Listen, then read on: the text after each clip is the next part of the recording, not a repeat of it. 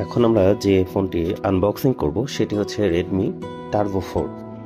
এটি একটি চাইনিজ ব্র্যান্ডের ফোন এবং এখানে যে চিপসেটটি ব্যবহার করা হয়েছে সেটি একটি ফ্ল্যাগশিপ প্রসেসরের চিপ। এটি আমরা প্রথমে যদি বক্স ওপেন করি তাহলে আমরা প্রথমে ফোনটি পাবো এবং ফোনের পরে বক্সের ভিতরে রয়েছে একটি টিপিউ কেস। টিপিউ কেসটি সুন্দর আছে, 90 ওয়াটের চার্জার এবং টাইপ এ টু টাইপ সি একটি কেবল। এই ফোনটিতে যে ব্যাটারিটি ব্যবহার করা হয়েছে সেটি হচ্ছে 6550 mAh এর ব্যাটারি।